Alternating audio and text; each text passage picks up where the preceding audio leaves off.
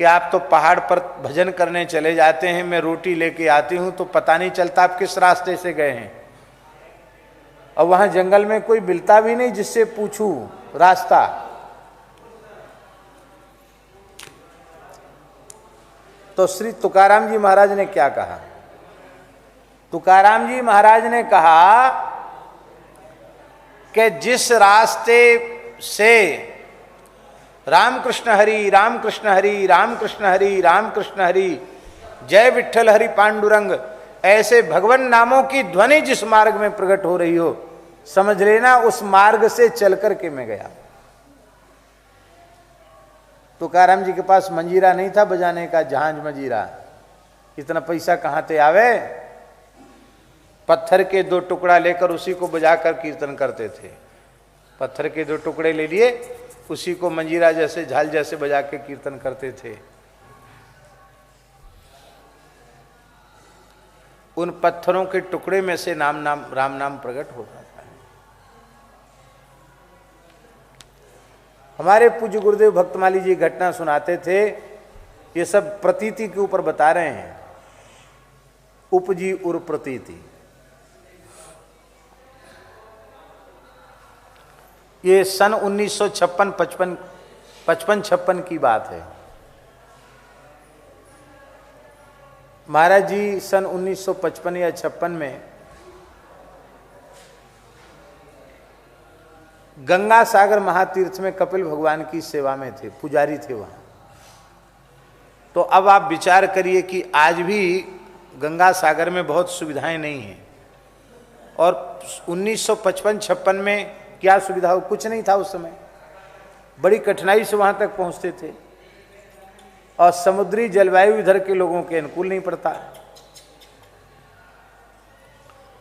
तो महाराज जी को धीरे धीरे धीरे धीरे वहां उदर शूल बनने लग गया, पेट में दर्द रहने लग गया, और उसने ऐसे शूल का रूप धारण कर लिया कि जब दर्द उठता था पेट में तो एकदम मछली जैसे छटपटाने लग जाते थे।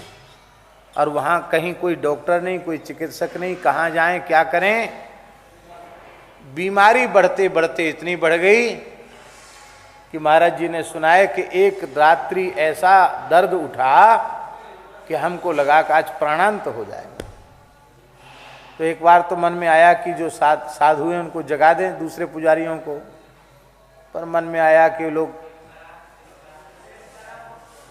प्रेम से सो रहे हैं, और रात्रि को जो पुजारी है ना उनको रात्रि को 2 बजे जगना पड़ता है। ऐसी पूजा है वहाँ कपिल भगवान की।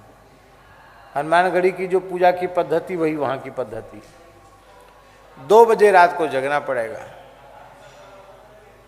तो रात्रि को 10-11 बजे सोना और 2 बजे रात को जगना, और इतने थके हुए हैं, इनको जगाने से कोई हमारा पेट दर्द कम थोड़ी हो जाएगा।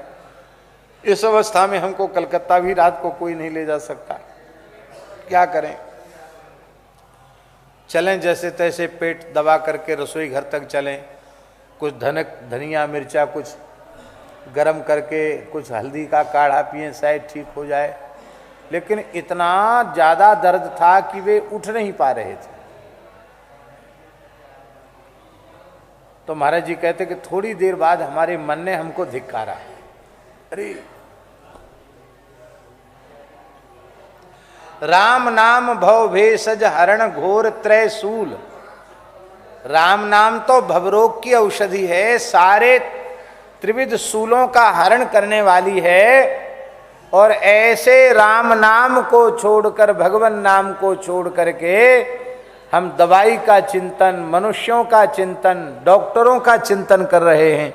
काय बात के साधु हैं? अरे हम जो राम नाम भवरोग को निर्मूल करने वाला है, त्रिविध सूल को समाप्त करने वाला है, हमने उस राम नाम का आश्रय क्यों नहीं लिया? राम नाम के आश्रय से सारे कष्ट दूर हो जाते हैं। इस बात पर महाराज जी कहते केवल विश्वास हुआ, अभी बोले नहीं, उच्चारण नहीं किया, केवल राम नाम की महिमा पर विश्वास हुआ। विश्वास होते ही वो कई महीने का पेट का दर्द छूमंतर हो गया। और कहते ऐसा छूमंतर हुआ कि पेट का मर्ज हमारा बचपन का था, जन्म से था एक प्रकार से। काशी पढ़ते थे उस समय भी पेट से परेशान रहते थे।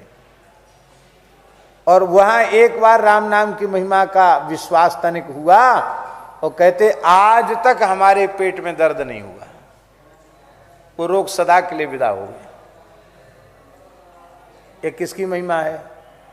न गोली खाई, न डॉक्टर आया, न काढ़ा पिया, राम नाम से सारे शूल समाप्त हो जाते हैं। इस बात पर विश्वास उत्पन्न हो गया, शूल खत्म हो गया।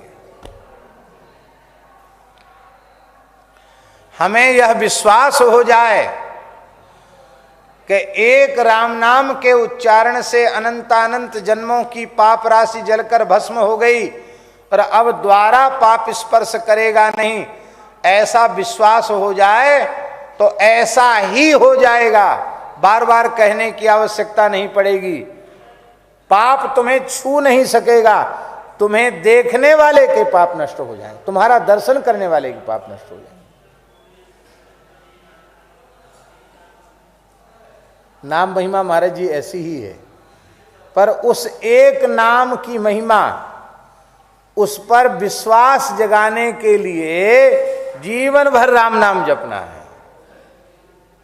उस एक हरि नाम, राम नाम, कृष्ण नाम की महिमा की प्रतीति, उसका विश्वास हमारे मन में आ जाए, इस विश्वास को जागृत करने के लिए जीवन पर्यंत राम नाम का आश्रय लेना।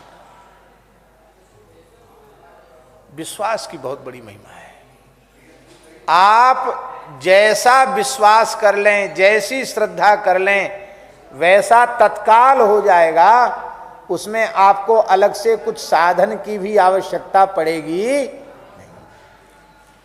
बोलो भक्तवत्सल भगवान की जय। जय श्री राधे।